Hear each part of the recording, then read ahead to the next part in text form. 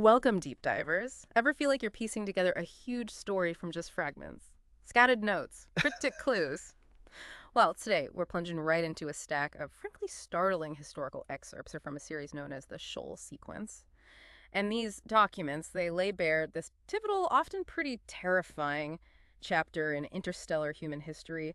You've got political intrigue, advanced tech, and some truly alien encounters. Our mission for this deep dive: to pull out the most critical bits of knowledge from this really rich, sometimes chaotic material, and, piece together a picture of a future that's, well, both grand and pretty perilous. Get ready to unpack a story that really challenges how we think about control, truth, and what it means to be human out there. That's right. And the sources we have, they offer this unique, almost like a voyeuristic glimpse into events that just completely reshape how we understand interstellar power and the nature of advanced intelligence itself. What's really striking, I think, is how one person's journey, just a single individual, can suddenly intersect with these huge, galaxy-spanning conspiracies. It forces you, the listener, to question the narratives we're normally given, right? And the real motives behind these big historical moments will be connecting the dots between things that seem totally unrelated at first. From a horrific massacre to finding ancient alien tech and exploring what it all means for humanity's, well, kind of unexpected place in the cosmos. Okay, so to start unraveling this whole galactic tapestry, we need to begin with our protagonist, Dakota Merrick. Can you introduce us to her and her, well, unique abilities and how they just throw her right into this dangerous future? Absolutely. So Dakota, she's a machine head. That means she's augmented with these advanced ghost implants. And these aren't just, fancy gadgets. They're kind of humanity's workaround because true AI, they never really happened. So these implants act like a backup subconscious to give people like Dakota almost superhuman control, flexibility in processing data. But, and this is key, as we'll see very quickly, they also come with some really profound vulnerabilities. Right, so relying on augmented human minds instead of AI, that's a fascinating constraint on this future, isn't it? And the human society itself, politically, it's deeply fractured. You've got the Consortium, which is this administrative body, basically private companies merged to oversee interstellar expansion.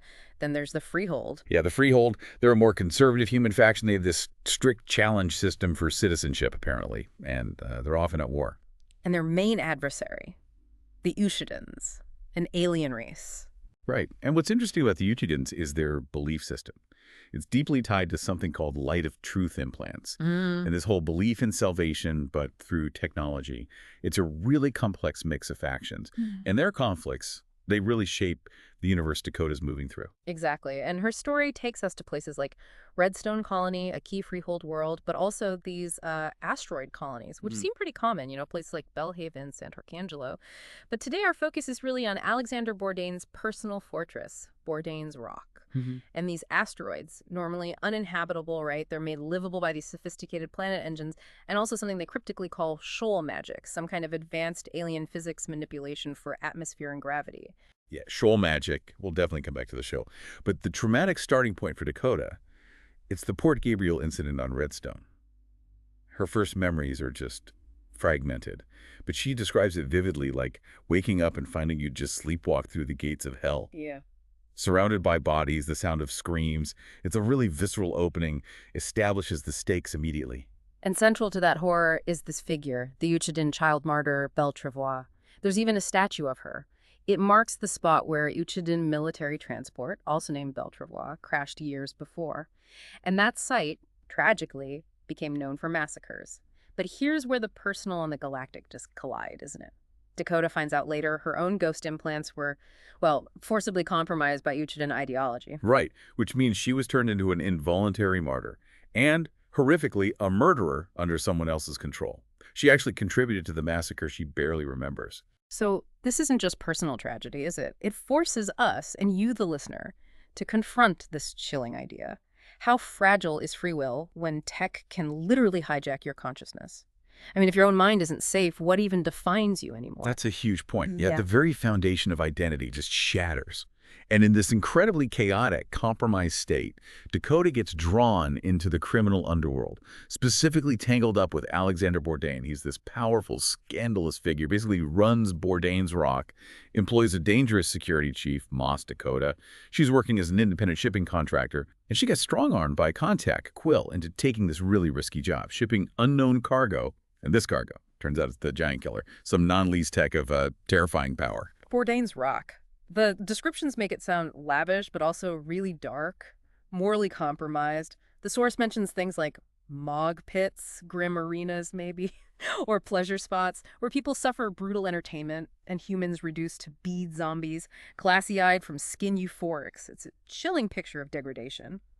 And when Dakota finally confronts Bourdain, he just coldly tells her he owns her and Quill, and that her ship, the Piri Race, its systems, they've been probed, basically setting her up for whatever's about to happen. And then right in the middle of this spiral, we meet the Shoal, these mysterious fish-like aliens.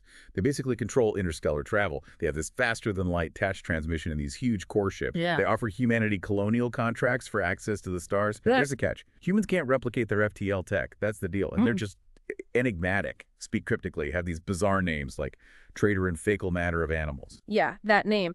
And Dakota has this really strange encounter with one of them, later just called Trader, on Bourdain's Rock. And somehow, this alien knows about her past, knows about the illegal mods on her ship, the Piri Race, even knows she's carrying Giant Killer. And then, the alien gives Dakota a gift, just a small figurine, seems totally innocuous, right? But this trinket, it turns out to be absolutely crucial, changes everything. And the impact of that gift, it's immediate and catastrophic. The Giant Killer gets activated. Bourdain's Rock is destroyed. The asteroid's planet engine, even though it was supposedly fully operational, it's just overwhelmed by this Giant Killer thing. Dakota, Moss, Bourdain, they're right in the middle of the chaos. Partial gravity loss, terror. She escapes thanks to her film suit. It's this Bandotti liquid shield that weirdly reflects kinetic energy. And right after, Bourdain confronts Trader, furious, accusing the Shoal. But Trader just deflects, cool as anything. Says, terrifying power of the most illegal variety has been unleashed, clearly pointing at the Giant Killer. And this exchange, it's such a critical insight into how the Shoal operates, isn't it? Strategic use of information, blame, controlling things from the shadows. It perfectly sets the stage for what comes next. Okay, so that was quite the introduction to Dakota's world. Horrifying past, forced into crime, mysterious alien gift, cataclysm. Wow. Now, as our deep dive continues, Dakota's basically public enemy number one, blamed for everything. Where does she even turn now? Well, she seeks help from an old contact, Joseph Morados. He's a wealthy businessman, known for having connections. But yeah, she's blamed for the rock's destruction, implicated in Port Gabriel. And Joseph, he sees the danger. He actually insists she destroy her ship, the Piri Race, calls it a big glowing arrow pointing at your head. But despite that dire warning, Joseph helps her. Gets her a job with the Freehold, of all people, piloting a frigate, the Hyperion, on some system evaluation mission. Which immediately raises a question for you, the listener. Why would the Freehold, who distrusts machine heads, hire her? A wanted fugitive. We also meet Senator Arbins, the Freehold leader, and his pretty brutal enforcers, the Mansell brothers, Kieran and Udo. They're this desperate pro-war faction looking to turn the tide against the Uchidans, find a new homeworld. And Dakota also finds out that David Gardner, the guy who hired her, has strong ties to Alexander Bourdain. Might have been involved in the rock's destruction, too. Things are getting murky. Very murky. And the Hyperion's mission? It takes them to Nova Arctis, specifically a moon called Theona, orbiting a gas giant. And there, the Freehold has found something huge, an ancient derelict spacecraft, unknown origin. Predates even the Shoal hegemony. Its builders are just called the Magi. And a researcher, Lucas Corso, former prisoner, actually, he's vital here. He specializes in communication protocols, found some kind of alien Rosetta Stone inside the derelict, lets human computers talk to it. Yeah. And here's the absolute game changer. This derelict, it has its own FTL tech, a transluminal drive. Similar to the Shoals, but definitely not made by them. This is called the greatest challenge facing humanity, because getting this tech, it risks total revocation of every colonial contract from the Shoal. It breaks the deal. So the Freehold's desperate plan is to use a machine head pilot, Dakota, to interface with it, control it. They even set up an identical interface chair inside the derelict, but crucially, Corso also installed fail-safes. Handheld units for Arbins, Gardner, and Kieran to override Dakota's control. So, yeah, not exactly full trust there. No kidding. And as this whole scheme unfolds, Dakota's paranoia just ramps up. Understandably, her ghost implants let her sense other machine heads, access huge amounts of data. She feels like a black hole drifting through the digital corona of the Hyperion systems. She starts noticing weird glitches, omissions in the security logs. She gets this feeling Joseph Morados has been murdered. But then news reports of his death, they're being deleted from the ship's TACHNet monitors in real time. That's terrifying. Is she going crazy, or is someone actively messing with the information feed? Exactly. That's the paranoia. Then Udo Mansell, one of those charming enforcers, confronts her, openly hates machine heads, blames them for Port Gabriel, threatens her, if you screw up, you're dead, and then says something cryptic, steering this ship. If you only knew, maybe it's time you did. Ominous. What's insightful here, though, is Corso. He sees Udo's brutality, recognizes the bigger deception. He subtly warns Dakota, implies he's kind of stuck in the Senator's plan, too. And that little figurine, the gift from Trader, its real purpose is finally revealed. When she places it on the Hyperion's imaging plate, it allows an AI, basically a virtual copy of Trader, to infiltrate the ship's systems. That's the source of the data manipulation, the memory alterations. It was the figurine all along. Yeah. The Trader AI confirms it, says it entered in preparation and expectation of this journey of journeys, this laudable search for that which must not be discovered. Chilling. Then it drops the bombshell. The Shoal's FTL. It was stolen from another species. And the great secret, the reason they abandoned their home star, that's tied to this theft. Then Trader proposes this. Alliance with Dakota. Help it sabotage the Freehold salvage mission. Destroy the derelict. And in return, she'll be free rich. Why? To hide unfortunate discovery from eyes of all. To stop the Shoal hegemony, which has lasted 500,000 years, from collapsing. 500,000 years. Dakota finally gets it right. The sheer scale of the Shoal's manipulation. She says, all this mess is because of your kind. Yeah. The Uchidan diaspora, the war with the Freehold, this is all because of you and your fucking colonial contracts. But there's an even deeper truth, isn't there? These magi ships, the derelicts, they aren't just ships. No, they're bug traps. Incredibly sophisticated ones, designed to hunt down and eliminate something even older, maker caches. Maker caches, they sound important and dangerous. Extremely dangerous. They're these vast, ancient stores of FTL technology, predating even the Shoal. And their very existence could destabilize whole star systems. So the Shoal, they're not really benefactors or even masters. They're more like desperate caretakers, trying to suppress this older, more dangerous tech, trying to delay what they see as an inevitable galaxy-spanning conflict. It just flips everything we thought we knew about interstellar power.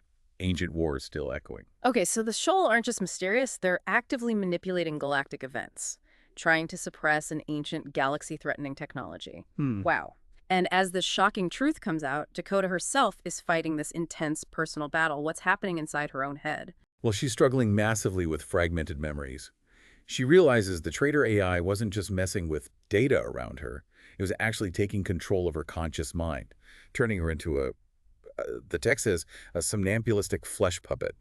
She recalls being manipulated into murdering Joseph Morados and Chris Severn after he recovered from Moss's attack, and their deaths were made to look like ritual killings. It highlights the devastating psychological toll, the complete violation of her autonomy. Just horrific. But thankfully, Corso figures it out. He finds the memory blocks. He does. In a critical moment, he helps her confront the truth about her compromised implants, activates countermeasures, allows her implants to basically clean themselves, purge the invasive routines. She gets control back. Okay, good. So with her mind clear again, she and Corso cook up a plan. A desperate one. Yeah, very desperate. Use her tiny stealth ship, the Puri Race, attach it somehow to the derelict's hull, then activate the derelict's propulsion system to destroy it. Yeah. It's incredibly risky. Requires them to be physically on the bridge, use an uplink, bypass the Hyperion's crew entirely. And meanwhile, outside, trouble's arriving. Big trouble.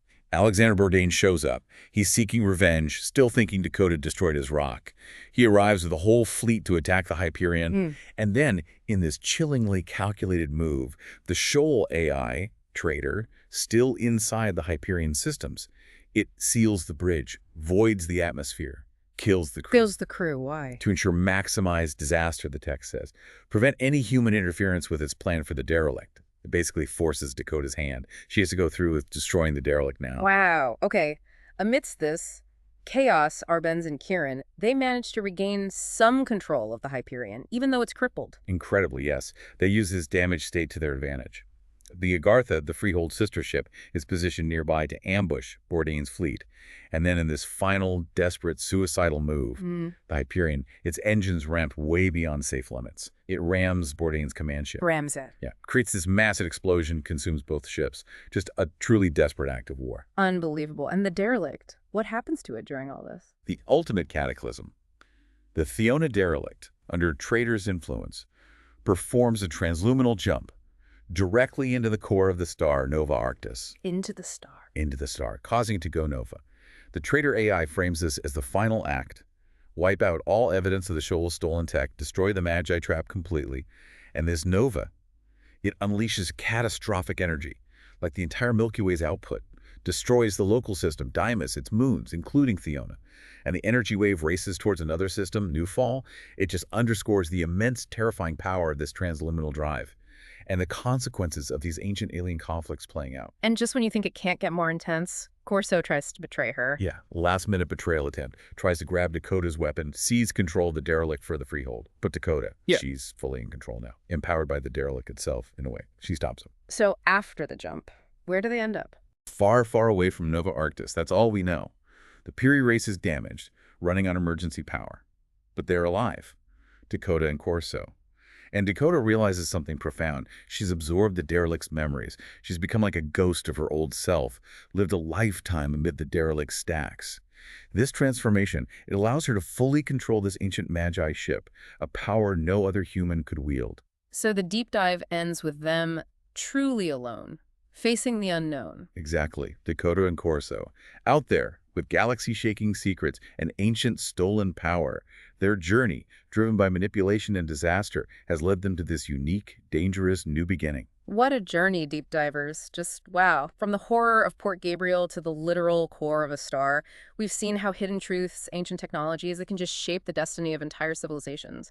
Dakota and Corso's story, it's such a chilling reminder, isn't it?